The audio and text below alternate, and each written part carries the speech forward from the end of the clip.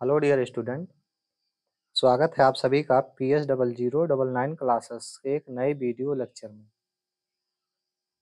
आज के video lecture में हम लोग देखने वाले हैं डीएलएड फर्स्ट सेमेस्टर में शिक्षण अधिगम के सिद्धांत में राजन सीरीज के बहुविकल्पीय प्रश्नों को, जो कि हमारा पार्ट नंबर 5 है। इसके पहले हम लोगों ने पार्ट नंबर 4 तक 120 प्रश्न को कवर कर लिया है। अगर अभी तक आपने उस वीडियोज़ को नहीं देखा है तो चैनल के प्लेलिस्ट में जाकर देख लेंगे। और आज का सेशन हम लोग शुरू करेंगे। क्वेश्चन नंबर 121 है, शिक्षक द्वारा कक्षा में अंताक्षरी एवं काव्य पाठ प्रतियोगिता कराना कौन सा शिक्षण सिद्धांत है? 2019 में पूछा गया क्वेश्चन है। ऑप्शन दिया गया है नियोजन का सिद्धांत, बाद दिया गया है निश्चित उद्देश्य का सिद्धांत, सहायक क्रियाशीलता का सिद्धांत, दा दिया गया अभिप्रेरणा एवं रुचि का सिद्धांत। कमेंट फास्ट करेंगे आप लोग कि राइट आंसर क्या होगा।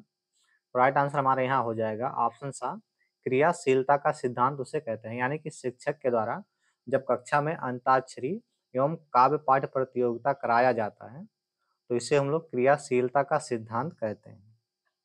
नेक्स्ट है, उदाहरणों एवं दृष्टांतों के द्वारा कोई सामान्य नियम या सिद्धांत बनाना कौन सा शिक्षण सूत्र है? 2019 का क्वेश्चन है। ऑप्शन दिया गया है तर्कना की ओर, विशिष्ट से सामान्य की ओर, विश्लेषण से संश्लेषण की ओर, और दा है संश्लेषण से विश्लेषण की ओर। राइट आंसर हमारा हो जाएगा विश्लेषण से विशिष्ट से सामान्य की ओर। यहाँ शिक्षण सूत्र आपका अप्लाई होगा। ऑप्शन बा जो होगा राइट आंसर हो जाएगा। नेक्स्ट है 123 है आपका, पाठशाला या विद्यालय को उद्यान की संज्ञा किसने दी है? 2019 का क्वेश्चन है। आप लोग कमेंट करेंगे राइट आंसर क्या होगा। ऑप्शन दिया गया हर्बर्ट, मॉन्टेसरी, फ्रावेल, फिर आपका दिया गया फ्रैंकलिन। राइट आंसर हमारा हो जाएगा फ्रावेल ने जो है विद्यालय या पाठशाला को उद्यान की संज्ञा दिया है। नेक्स्ट है, छात्रों को अपने भावों एवं विचारों को व्यवस्थित ढंग से अभिव्यक्त करना किस प्रविधि के अंतर्गत आता है? 2019 का क्वेश्चन है। ऑप्शन दिया गया है प्रश्नोत्तर प्रविधि, वाद विवाद प्रविधि, प्रयोगशाला प्रविधि और पाठ्य पुस्तक प्रविधि। राइट आंसर हमारा हो जाएगा वाद विवाद प्रविधि जो होता है, इसमें छात्र अपने मन के भावों और विचारों को व्यवस्थित तरीके से अभिव्यक्त करते हैं। नेक्स्ट है, प्रश्नोत्तर प्रविधि के जन्मदाता हैं? 2019 का क्वेश्चन है। ऑप्शन दिया गया आ रूसो, बा प्लेटो, सा सुकरात, दा अरस्तु। तो प्रश्नोत्तर विधि के जो आपके जन्मदाता हैं वो आपके सुकरात हैं, यानी आंसर बा जो होगा राइट आंसर हो जाएगा। नेक्स्ट है 126 है, संप्रेषण प्रक्रिया प्रभावी होती है यदि संप्रेषण, 2019 का क्वेश्चन। ऑप्शन दिया गया है मंद गति से होता है, अनेक व्यक्तियों के साथ होता है, तीव्र गति से होता है और अस्पष्टता के साथ होता है।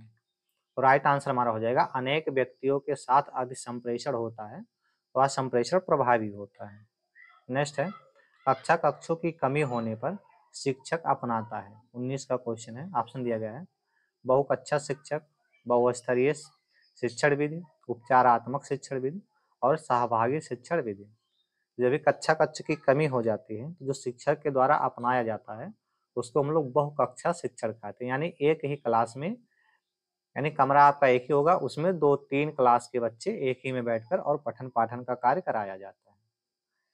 नेक्स्ट है, कक्षा शिक्षण में प्रशंसनात्मक शब्दों का प्रयोग किया जाता है? 2019 का क्वेश्चन है।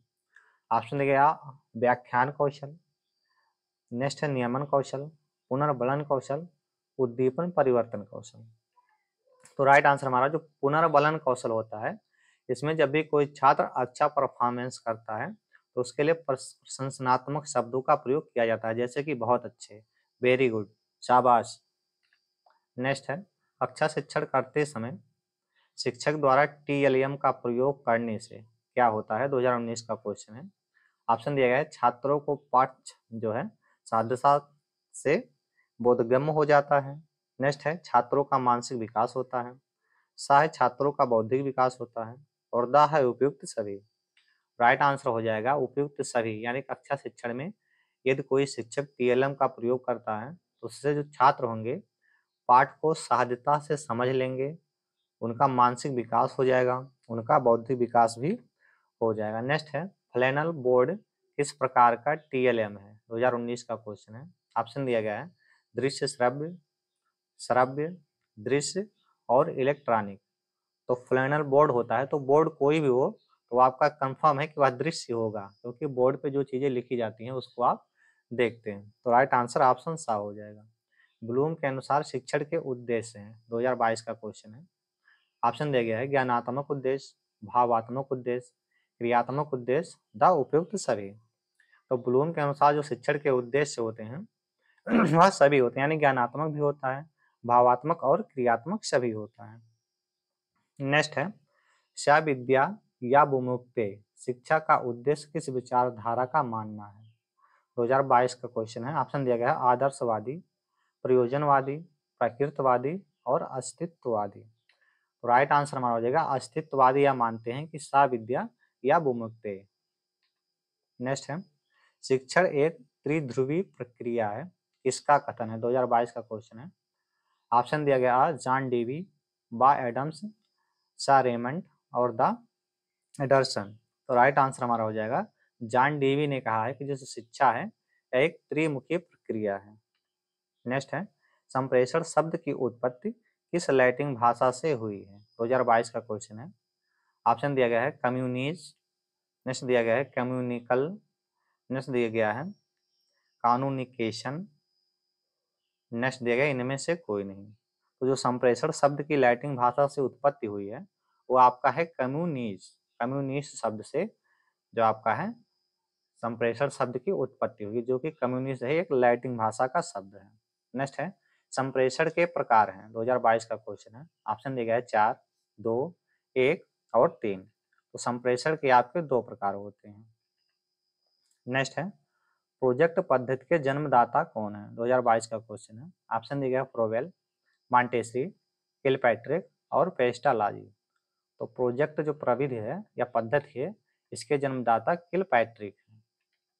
नेक्स्ट क्वेश्चन कल्पना एवं तर्क शक्ति का विकास किस शिक्षण प्रविधि के माध्यम से करते हैं। 2022 का क्वेश्चन है।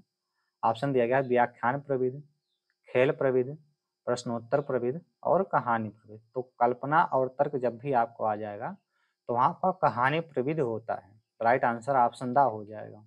नेक्स्ट है शिक्षक केंद्रित शिक्षण में शिक्षा का केंद्र बिंदु कौन होता है। 2022 का क्वेश्चन है।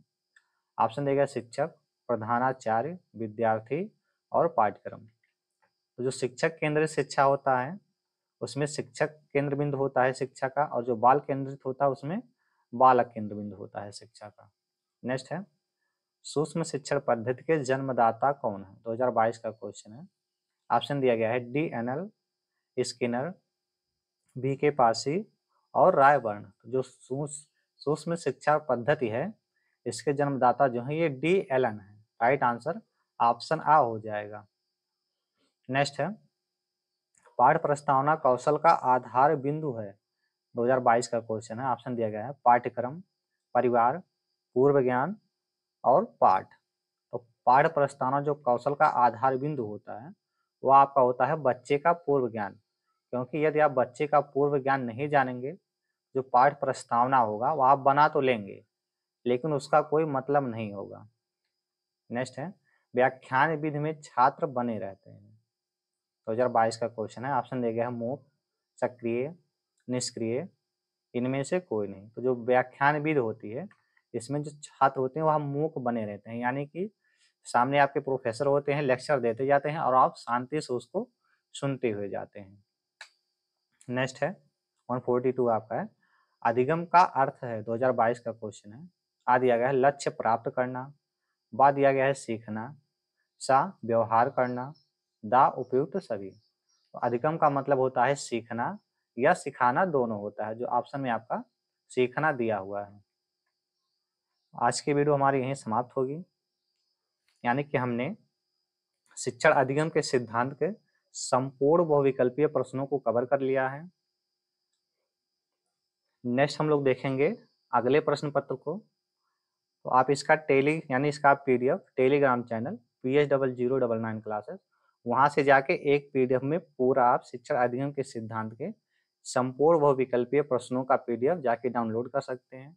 यदि आपको वहां नहीं मिलता है तो चैनल के प्लेलिस्ट में जाएंगे और इसी वीडियो में या शिक्षण अधिगम सिद्धांत के किसी भी वीडियो में आप ओपन करेंगे तो वहाँ आपको इसकी लिंक मिल जाएगी पीडीएफ की, वहाँ से आप फ्री में पीडीएफ डाउनलोड कर सकते हैं।